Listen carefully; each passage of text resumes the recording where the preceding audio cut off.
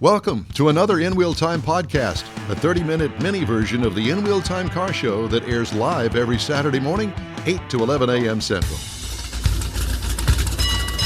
Hello. Hello. And welcome to the In Wheel Time Car Talk Show, the Halloween edition. Coming up, David Ainslie went to Barrett-Jackson. We didn't, but he did last weekend, and he's going to give us his take on the experience. Later, we'll take a look at the stories making automotive news headlines. Howdy. Along with Mike out of this world, Mars, His Majesty, King Conrad DeLong. Bim Salabim. I like that, yeah. We need more Jeff Zekin. I'm Don Armstrong. Glad you could join us on our... Thank you, Kathy and the Bouge Zekin, for doing this wonderful decoration for Halloween. Don't you like it? Yes. You like it? Yes. I do too. Jeff keeps on calling it our spooktacular. It is revision. spooktacular. It is. Well, it is kind of. But Thank you. thank you. Oh, thank you. Thank And you. thank you for being you. No, thank you. I like Oh, the. thank you. I like the I'm bats. so glad you were born. Kylie put that up. I like the bats and the big moon. Bats in the belfry. I have that. And then Jeff and I had to rehang Oh, the yeah. little spook rope It here was on the because floor this it had morning. fallen down, Yeah. and so I just stapled it on the wall. Well, you used gutter nails. They're about that long and just pounded Yeah, them. Sure. just trying to. I believe you. Do you?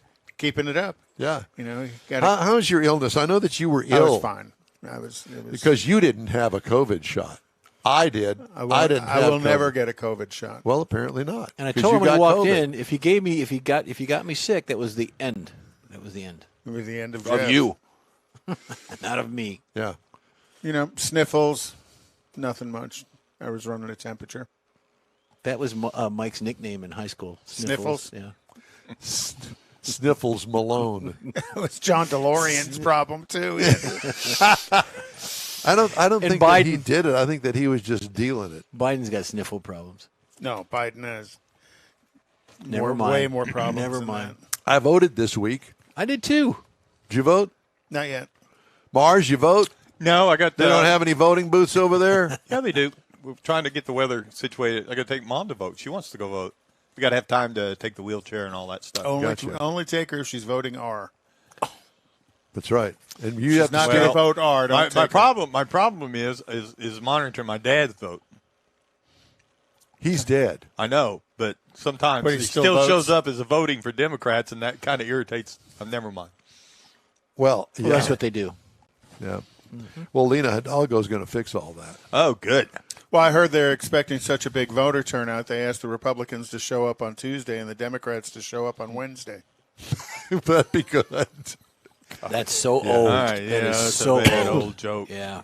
Well, while we wait for Sleepyhead Ainslie to get on the line with Oh, us. look. Yeah, we're working on it he's here. there. We're working on it. Yeah, yeah, he's all fogged in, too. I know. I I don't like know that. what Well, he's let's doing. He's still in the in his shower. garage. It's all the Steam steam. room. Ladies, Something. ladies and He's gentlemen, still in the shower. Steam in the still in the shower. shower. It's steamy in there. Is he wearing pants? Is he? He's not I'm wearing not pants. asking. I can't show you below the shirt. Yeah, well, why is it so foggy? Or is that some sort of smoke residue in there? No, I've got a screensaver that's, one of those protecting things, and it's like I Take it covered the off. lens because I think I was drunk when I tried to put it on. You got a Yeah, there it is. Oh, no, that didn't. You got a Yo, put glaring it back. light. Put it back. Wouldn't be the first time you put something on No. when you were drunk. Yeah, that- Right. that didn't help. You got a light behind you. There you go. Wow, look at that. Hi, David. How are you? Oh, much better. Much Ladies better. and gentlemen, the chief executive engineer of the In Wheel Time Car Talk Show, David Ainslie. I'm glad I have a title. And I So misspelled you had texted me about a Honda. Were you buying that at Baker-Jackson, or I can't imagine Barrett-Jackson. they were selling that? Barrett-Jackson. Well, I'm looking for my 16-year-old, but he's not going to get a 1,300 horsepower car for his first Hell car. no. Why not? Did Yeah. he pick one out? He's responsible. Well, we weren't a bidder. We were just enjoying the show and, got to see a lot of cool cars. So you have gone to Mecum through the In Wheel Time experience. You've been there. You've been to other car auctions, I'm sure. What was the difference? Let's just use Meekum as an example. What's the difference between Barrett-Jackson and Meekum? Well, they seemed to roll through the cars. They had a lot of classics there, and very few, like hypercars. They had some, but to me it seemed, I don't know, they were very similar actually. Were they? Was a television crew there? Oh yeah, they were. They didn't keep them on the platform very long. I mean, they were rolling. Yeah, they usually don't. Yeah, I mean, what day did you go? We went last Saturday. So the end of the auction. Yeah, the finale. Yeah, but Saturday's usually where the highest dollar cars roll through. Right. Yeah. It's like Thursday's the bargain day, Friday's kind of a cool day, and then Saturday is usually where the highest price cars is where the go money's through. at. Yeah. So you didn't bid on anything. Didn't bid on anything, and I'm hearing a grasshopper chirp coming from your microphone. So there needs to be an engineer over there fixing things. Sure wish we could get one over he's stuck here. in the garage. Yeah. Yeah. A chirp coming through the microphone. We don't hear that. Yeah, that's very strange. I think it's when you talk, Don. Anyway, I asked Jack. So Ryan couldn't go because he had to work. My son. And so he said, but a couple of my friends want to go. So I took them, and they're about the same age, about 20 years old. And Jack really liked like the Mach 1s and the classic muscle cars and stuff like that. And I well, how about the hypercars? You like those? Yeah, they're okay. I mean, the Ford GTs and, the Lambos and there was a Mercedes SLR, the Mercedes McLaren combo mix thing. And, those are okay. But my son, Ryan, on the other hand, said, hey, what do you think about all these classic cars? Because I was talking to him after the show, and he's like, nah, he likes the foreign, speeders, The JDMs. He's early 20s, right? Yeah, he is 20. So, and his friends are too. But it's interesting to see the difference in personality. So I can trying to, you can't really categorize, a person as such liking either, the little fast, $1 million Lambos, or someone that likes a $20,000 classic Mach 1. Do you know? Ask the dais here. Do you know of a car show that has cars that go from, let's say, the 1920s all the way through the Lambos and the latest, greatest Barrett-Jackson high-end Mercedes, all of the crazy, crazy horsepower, latest state-of-the-art cars? I don't know of a car show that has all of that other than an auction. Well, some of the concours will. I was thinking the same thing. I went to Ironstone Concours a number of times, and they would have the 1915s all the way up to the 2020. And we have one here in Houston. 2021s. We've got one down at the lake, the Clear Lake show. That would be one. So Wheels and Wheels. but that's Yeah, not Wheels just and a Wheels. cruise-in. Those are shows that are dedicated to that range of vehicles. Correct. Coffee and cars generally won't draw the real old stuff. Somebody's not going to drive their 1915 Model T to that, even though they probably could. Mm-hmm. I guess that's the point that I'm trying to make, is the fact that there isn't one car. I was thinking, well, the boys might enjoy Autorama, but Autorama basically is custom cars, and muscle cars, hot rods, souped up cars, resto mods, and the sort of lowriders. Resto mods, yeah. I'll be honest with you. One of my favorite things to do at Autorama is look at the lowriders, the artistry in those cars, whether it's the mural work of paint or the etching of the chrome, the and detail stuff. of the chrome. I yeah. mean, it's really some stunning. Well, there's one Jewelry. guy last year that had a 40s model convertible that was absolutely stunning in the lowrider category. And that car just blew me away. I love the body style, the convertible aspect of it. And then it was sitting on the ground on top of it. It looked like something out of a cartoon from Disney back in the 40s. So David, David, we see you're talking, but we're not hearing you. David. So you said one of the boys likes the muscle cars. The classics, the Mach ones Yeah. and things, and the Yeah. other one likes the Lambos and things. So that boy, does he take after his mother on that, or?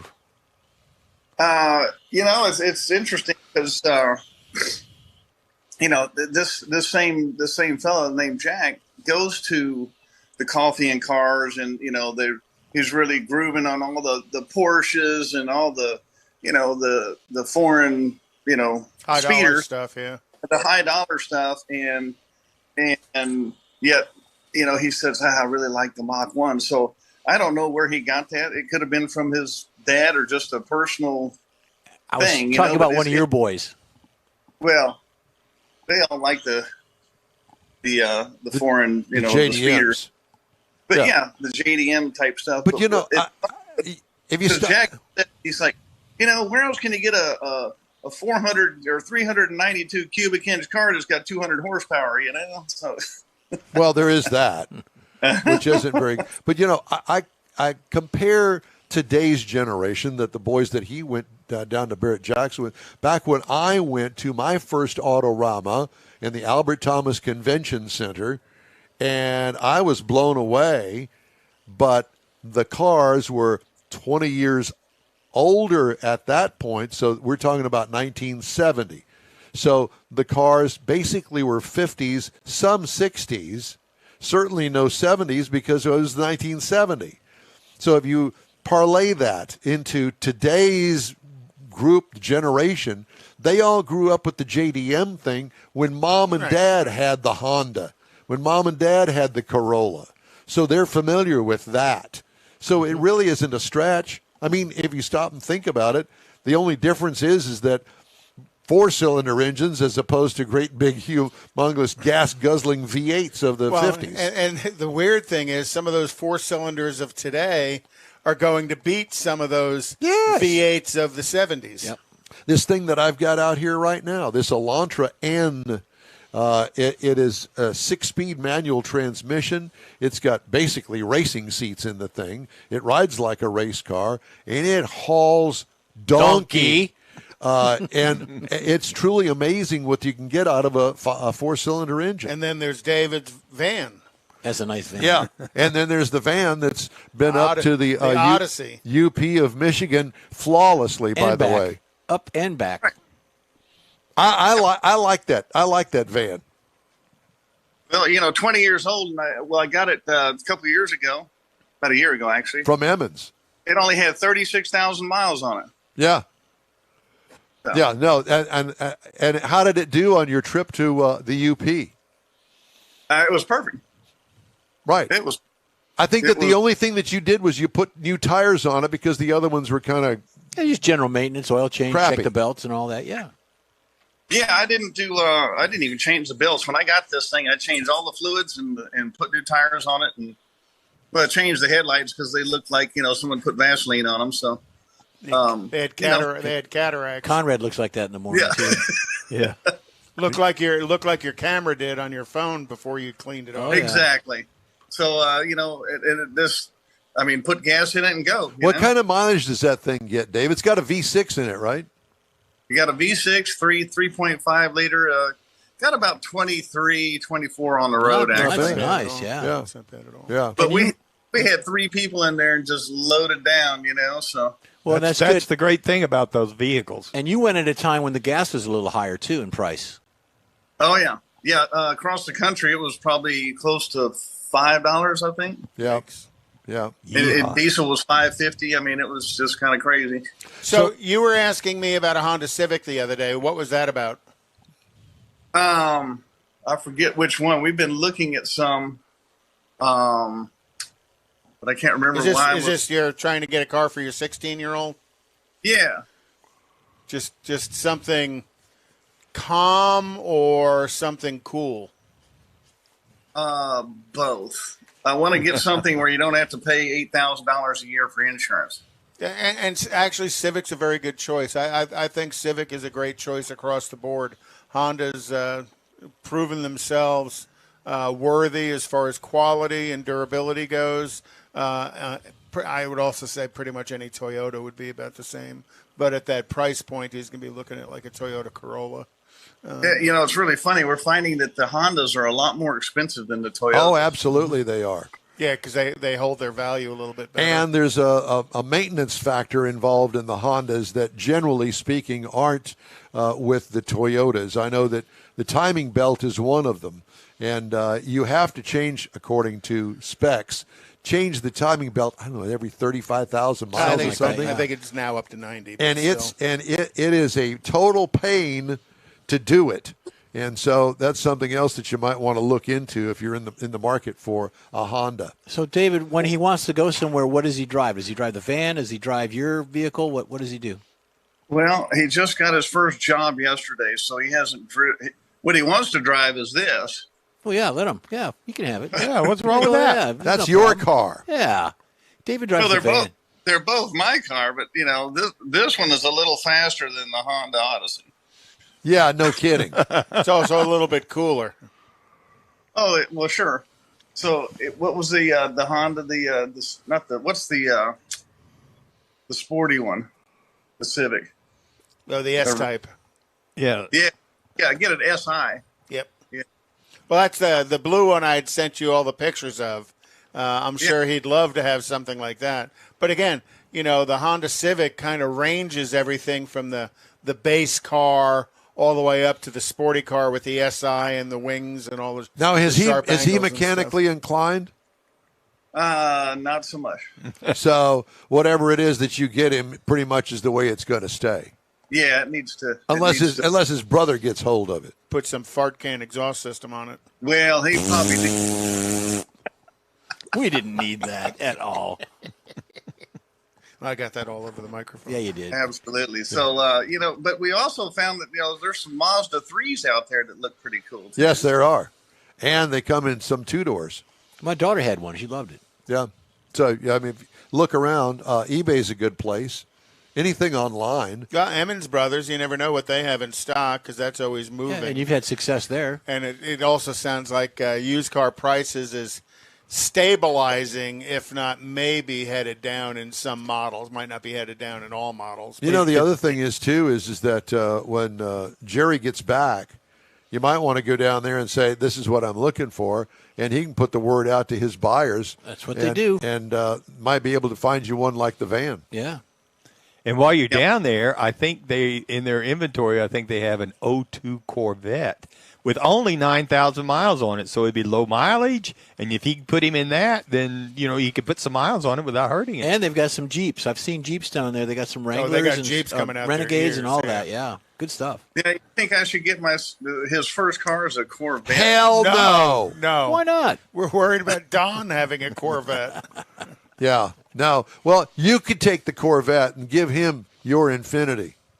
Oh, yeah, that's it. Well, just a thought. Just a thought. Just saying. Just try to help out there. Well, David, I guess we have a date with you come Autorama. Oh, okay. Perfect. Yep. That's a fun time. Yeah. Thanksgiving weekend. Sounds like it's the first time you heard that. Yeah, exactly. It's too early in the morning. Move in is the Tuesday before Thanksgiving. So that'll be a good show. So there's how many cars do you think are going to be there this year? I don't know, 1,000. Oh, yeah, easily. 1,000.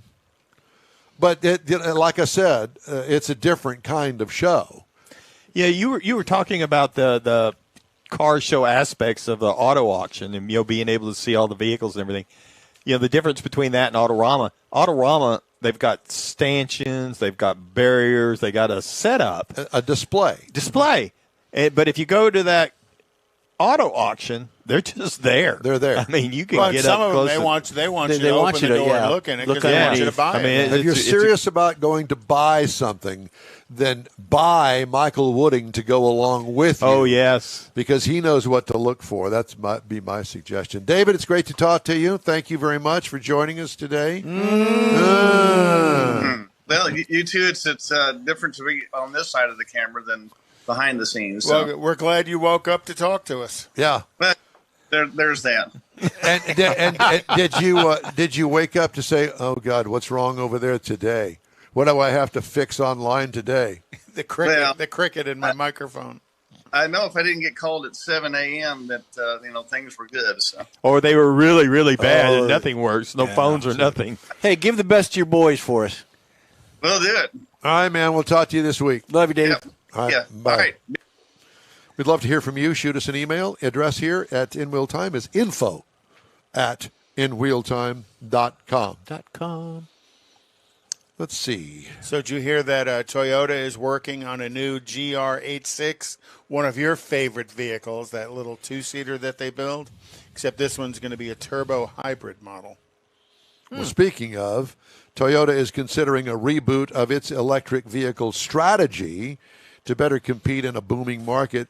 It has been slow to enter and has halted some work on existing EV projects, according to 4 people with knowledge of the still developing plans, told Reuters. The proposals under review, if adopted, would amount to a dramatic shift for Toyota and rewrite the $38 billion EV rollout plan the Japanese automaker announced last year to better compete with the likes of Tesla. In the meantime, Toyota has suspended work on some of the 30 EV projects announced in December, which, according to the sources and a document reviewed by Reuters, include the Toyota Compact Cruiser crossover and the battery electric Crown. Now, they just came out with the Crown, which is the top of the line, top of the heap Toyota. Oh, yeah. And it's coming to the United States. Toyota said it was committed to carbon neutrality but declined to comment on specific initiatives. And Toyota's proven themselves for decades with the hybrid model, with the Prius and the Synergy Drive. And I think that's the direction they're going to go with a plug-in hybrid and a regular hybrid. I think they are going to back off of the pure EV. They're going to get more focused on it. Well, and the other thing is that when I asked the guy at Toyota, the name shall go awry because we don't want to talk about that. But oh, that's his name, Shogo Arai? shall go awry.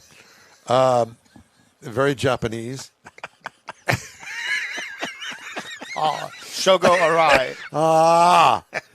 I had that for dinner the other night. Very slow on the uptake. Can I get a cup of sugar? They're very cautious about moving forward quickly. Oh, yeah. You know, I caught part of a story, and it's a doctor, one of those professor kind of guys, and people have actually started looking into the full cost of building an EV. Battery costs, everything. Like in Michigan right now, somebody wants to open up another nickel mine. Got to have nickel for batteries. Mm-hmm. No. Can't open that nickel mine because of the EPA concerns, and the people up there are saying no. Because it's open pit mining. Speaking of which, Hyundai Motor Company will break ground on a $5.54 billion electric vehicle EV and battery plant in the United States on Tuesday, as South Korea's biggest automaker grapples with an uncertain outlook for its EV sales in its top market. Hyundai plans to begin commercial production in the first half of 2025 in the massive plant in Bryan County, west of Savannah, Georgia. That'll have an annual capacity of 300,000 units. Wow. That's a lot of cars. Savannah's a nice area. That's a pretty area, The groundbreaking comes amid anger from Korea and the European Union over U.S. electric vehicle tax policy. Joe Biden. The Inflation Reduction Act President Joe signed in August requires EVs to be assembled in North America in order to qualify for U.S. tax credits. Law made about 70% of EVs immediately ineligible for the tax credits of up to $7,500 per vehicle. Hence, they're moving sales of the here. Hyundai Ioniq 5 crossover SUV in the United States slumped around 14% in September from the previous month, hit by the new U.S. law. Let's go, Brandon. So did you hear that Mercedes is going to leave Russia and they're going to sell all their production assets Yes, to I some have investor? that story. Yeah, that was Yes, I have that story. Yeah, it's for $1. Mm-hmm. All of the money. I'll give them $2. $2. Then you'll be over there with Britney. Spears? Not Britney Spears, Britney Griner. Okay. Well, you know, Russia rubles stopped is that? exporting cars to Russia in March of 22. Wait a minute, Russia stopped exporting cars to Russia. Mercedes stopped exporting cars to Russia. How many rubles is that, Mike? 463,000. Oh, wow. Because a ruble ain't worth squat diddly. Neither is peso. And Ford is going to end its autonomous vehicle division, which I thought was odd considering GM has building theirs, much larger than it was. But this autonomous vehicle, is it really going They to bailed out of the company that was actually Ford? Yeah. That Ford was pouring money into for all the technology because it's all gone. Well, because that's not in headlines anymore. The story that we did this morning about it, that's the first thing we heard in 6 months. But the interview we had this morning wasn't about autonomous vehicles. It was about artificial intelligence of the communication with the vehicle. So a little bit different in what's going on. And not knowing that information, I was going for the car aspect of it when it's actually in repairs. Right. Well, in the shop, I thought it was the cars too. Well, so if the car is autonomous and then you have the AI information built in, do they talk to each other? Yeah, so the car just pulls itself in the shop and says, hey, I need a brake job. And the mechanic says, okay, it does it, and the car leaves. But who pays the bill? Credit card. Siri. You do, Mike Mars. Siri pays it. Siri. Yeah, cereal. Are you chewing something? Again, at some point, this autonomous vehicle thing, the only way it's going to work is if all cars are autonomous and the cars have to talk to each other. Yes. Because, to have Uncle Bob out there in his 1970 Chevy pickup truck amongst all these autonomous vehicles, and he's just going to be pinballing amongst all these autonomous cars. He's going to be chugging down the street, Right. and all the cars are going, what is that? Yeah, what is that? But, the autonomous vehicles are going to have to communicate with each other, which is just another whole level of internet connectivity for the vehicles, because when you're out in West Texas and there is no internet, your autonomous vehicle is going to come to a stop and go, hell no, I ain't going over there. I don't know what's going on. Along with all the other autonomous vehicles. And then you say, get along, little doggy. And they're all parked at an intersection in San Francisco. Quick break now. We'll be right back. You're on the In Wheel Time Car Talk Show on iHeartRadio. Starting to work on your Christmas calendar? Be sure to add the next Tailpipes and Tacos Cruise-In Saturday, December 17th. You'll want to attend Tailpipes and Tacos Christmas Edition at the Loopy Tortilla in Katy, 8 to 11 a.m. It's the only place cruisers compete for Loopy's Chili Pepper trophies and other prizes. There's no charge to enter your vehicle for Best Hot Rod, Best Classic, or Best Modern Classic. Tailpipes and Tacos is Houston's coolest and most unique cruise-in and is your opportunity to see the best hot rods, show cars, classics, and resto mods. And get Loopy Tortilla breakfast tacos with adult beverages. There's no entry fee and cars will automatically compete for those much sought-after custom Loopy trophies and other prizes. It happens at the Loopy Tortilla Tex-Mex in Katy on the Grand Parkway at Kingsland Boulevard, just south of I-10. It's the Tailpipes and Tacos Christmas Edition, Saturday, December 17th. The In Wheel Time Car Talk Show will be there too. Celebrate the Christmas season with friends and family at Tailpipes and Tacos. Saturday morning, December 17th, 8 to 11. We'll see you then, weather permitting. Want to take a minute to tell you about Gulf Coast Auto Shield, a Houston detail company like no other.